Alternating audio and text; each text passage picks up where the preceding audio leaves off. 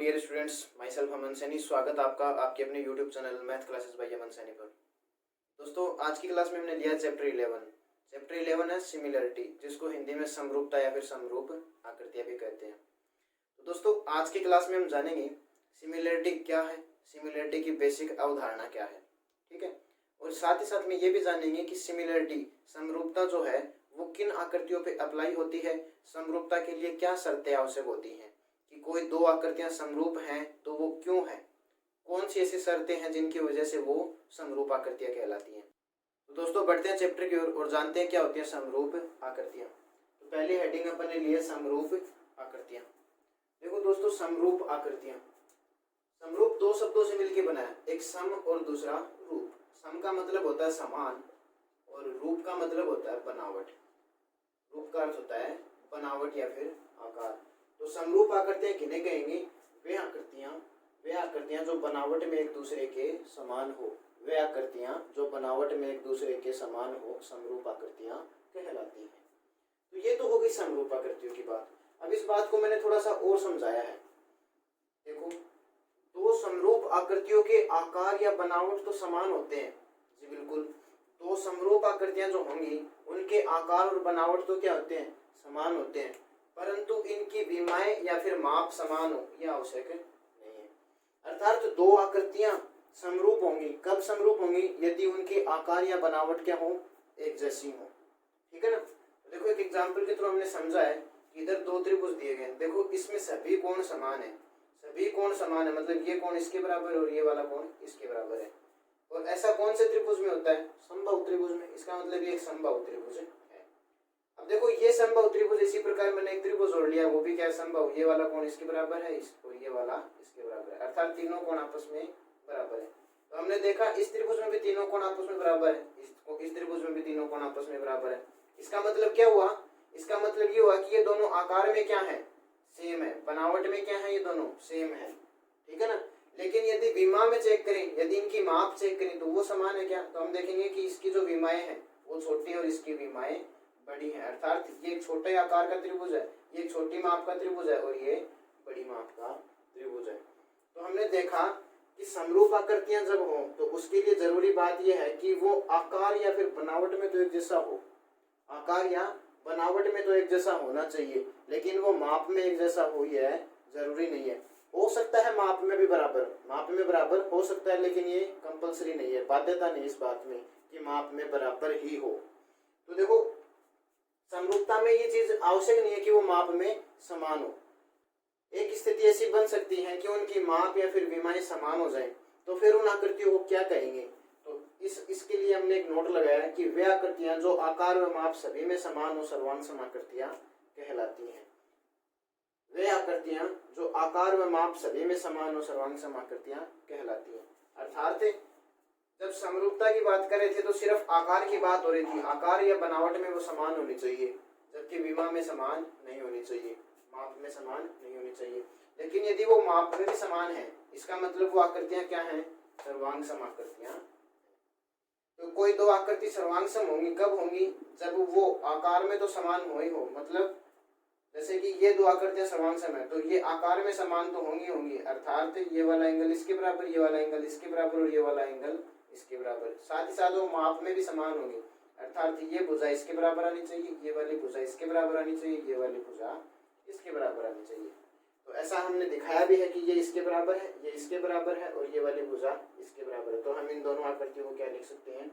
सर्वांग सम आकृतियां लिख सकते हैं। एक एग्जाम्पल और लिया अपन ने, दो वर्त लिए हैं, दोनों की त्रिज्या r है, अर्थात दोनों की विमाएं क्या है? समान है। अब देखो, दोनों वर्तों में त्रिज्याएं समान है, इसका मतलब इनकी परिधि भी क्या होने वाली है? समान होने वाली है, और इसका जो स्ट्रक्चर है वो भी एक दूसरे के क्या होगा? बराबर होगा। तो ये दोनों वर्त भी क्या है? एक दूसरे के सर्वांग सम वर्त है। ओके, फिर देखो, इन दोनों बातों को मिला के, ये जो ऊपर वाली बात और इस वाली बात, इन दोनों को मिला के मैंने एक पॉइंट लिखा है कि सभी सर्वांग सम आकृतियां समरूप होती हैं, सभी सर्वांग सम आकृतियां समरूप होती हैं। तो देखते हैं हम सभी सर्वांग सम आकृतियां समरूप हो सकती हैं क्या।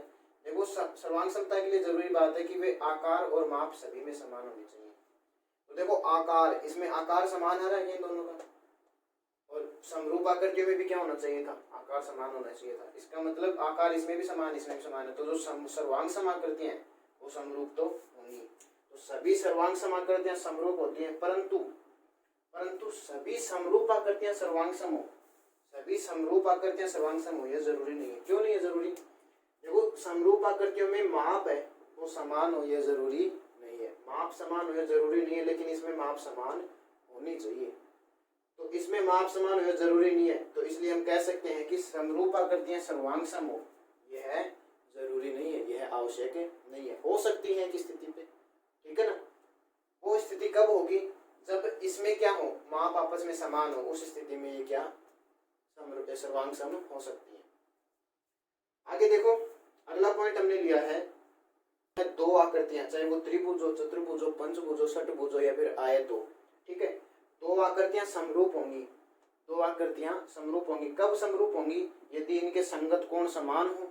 संगत कोण समान होने से मतलब क्या है कि जैसे इधर एंगल ए है तो वो बराबर हो बी के, इधर एंगल बी बराबर हो क्यू के, और सी बराबर हो आर के।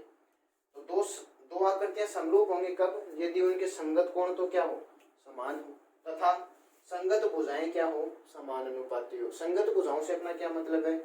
इस वाली साइड, ये वाली साइड और ये वाली साइड, इनका अनुपात बराबर होगा इस वाली और इस वाली साइड के, और बराबर होगा इस वाली साइड के। ओके, यही बात हमने लिखी है। देखो कि त्रिभुज एबीसी समरूप होगा त्रिभुज पीक्यूआर के। कब समरूप होगा?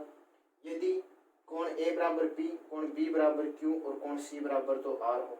मतलब संगत कोण समान हो, साथ ही साथ में संगत भुजाएं हैं वो समान अनुपाती हो। अर्थात A B upon P Q बराबर होना चाहिए B C upon Q R, और बराबर होना चाहिए A C upon P R के। ओके, तो दोस्तों जानते समरूपता से संबंधित कुछ और बातें। अगला पॉइंट है सभी वर्त समरूप होते हैं। सभी वर्त समरूप होते हैं, इसका मतलब क्या हुआ कि चाहे वर्त छोटा बनाए चाहे वर्त बड़ा बनाए, ये एक दूसरे के क्या होंगे, समरूप होंगे। अर्थात इनकी जो बनावट है वो एक जैसी होती है। ओके, अगला पॉइंट है सभी वर्ग भी क्या होते हैं, समरूप होते हैं। तो हम जानते हैं वर्ग में भी बनावट क्या होती है, समान होती है। सभी एंगल जो होते हैं वो 90 डिग्री के होते हैं, सभी एंगल समान होते हैं। तो मैं फिर वर्ग चाहे छोटा बनाऊं या फिर बड़ा बनाऊं, एंगल क्या आएंगे, हमेशा सेम आएंगे। तो इसका मतलब ये हुआ कि सभी वर्ग भी क्या होंगे, समरूप होंगे। सभी वर्त भी क्या होते हैं, समरूप होते हैं। सभी समबाहु त्रिभुज भी समरूप होते हैं। कैसे? देखो, सभी समबाहु त्रिभुज में हमने देखा सभी कोण क्या होते हैं, समान होते हैं। सभी कोण 60-60 डिग्री के होते हैं। तो फिर त्रिभुज में चाहे छोटा लूं चाहे बड़ा लूं, तो इसमें भी कोण क्या होने वाले हैं, समान होने वाले। ये भी 60 का, ये भी 60 का, ये भी 60 का। तो सभी समबाहु त्रिभुज भी क्या होंगे, समरूप होंगे। ठीक है, आगे मैंने लिया कि सभी त्रिभुज समरूप नहीं होते हैं। सभी त्रिभुज समरूप नहीं होते हैं। क्यों? देखो, जैसे कि एक त्रिभुज तो मैं ले लेता हूँ समबाहु त्रिभुज, ठीक है ना, ये सभी एंगल इसमें समान है। और एक त्रिभुज मैं ले लेता हूँ राइट एंगल ट्रायंगल, एक समकोण त्रिभुज ले लेता हूँ। तो इसमें एक कोण तो 90 का हो गया, और मान लेते हैं ये दोनों कोण आपस में बराबर है। तो क्या इन दोनों को अपन समरूप कर सकते हैं? इनकी बनावट एक जैसी है? तो बिल्कुल भी इनकी बनावट एक जैसी नहीं है। तो मैंने लिखा कि सभी त्रिभुज समरूप नहीं होते हैं, जबकि सभी समबाहु त्रिभुज होते हैं वो समरूप होते हैं। सभी समबाहु त्रिभुज क्या होते हैं, समरूप होते हैं, लेकिन सभी त्रिभुज समरूप नहीं होते हैं। अगला पॉइंट है सभी आयत समरूप नहीं होते हैं। सभी आयत समरूप कैसे नहीं होते हैं? देखो, इस बात की भी जानकारी लेते हैं। जैसे कि मैं एक आयत लेता हूँ, इधर आयत में हम जानते हैं प्रत्येक कोण 90 डिग्री का होता है।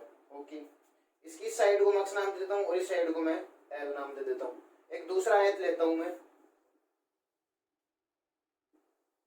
अब ये भी आयत है, तो इसका मतलब सभी कोण तो 90 डिग्री होने वाले हैं। ठीक है, सभी एंगल तो मैंने 90 के कर दिए, लेकिन इस साइड को मैं अक्ष नाम दे रहा हूँ और इस साइड को मैं 2l नाम दे रहा हूँ। तो देखो, समरूपता के लिए मैंने एक बात बताई थी कि कोई भी दो आकृतियां कब समरूप कहलाएंगी? यदि उनके संगत कोण समान हो और संगत भुजाएं समान अनुपाती हो। संगत भुजाएं समान अनुपाती हो, इसका मतलब क्या है, अक्ष अपोन अक्ष बराबर होना चाहिए l अपोन में 2l के। इस भुजा का अनुपात इसके साथ बराबर होना चाहिए इस भुजा का इसके साथ अनुपात के। तो देखते हैं क्या ये बराबर आता है। तो अक्ष से अक्ष कटाया 1:1, इधर से l कटाया 1:2। तो क्या 1:1 बराबर होता है 1:2 के? तो बिल्कुल भी नहीं होता है। तो इधर से हम कहेंगे कि सभी आयत हैं वो समरूप नहीं होंगे, सभी आयत समरूप नहीं होंगे। देखो नेक्स्ट पॉइंट मैंने लिया है, दो बहुभुज समरूप होंगे।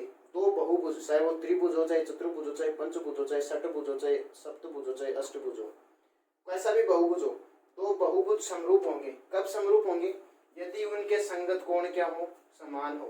संगत कोण समान हो मतलब ये वाला कोण इसके बराबर, ये वाला इसके बराबर और ये वाला इसके बराबर। संगत कोण समान हो व संगत भुजाएं क्या हो? समान अनुपाती हो। संगत भुजाएं क्या हो? समान अनुपाती हो। जैसे कि समझने की कोशिश करते हैं, दो त्रिभुजों में समझ लेते हैं। ये एबीसी है, ये त्रिभुज PQR है।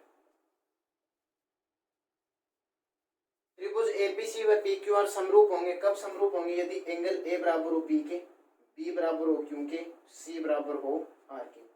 प्रत्येक संगत कोण तो क्या हो? आपस में समान हो। जबकि प्रत्येक संगत भुजाएं क्या हो? समान अनुपाती हो। समान अनुपाती होने से मतलब है कि F B upon P Q बराबर होना चाहिए BC अपॉन QR के, और बराबर होना चाहिए AC अपॉन में PR के।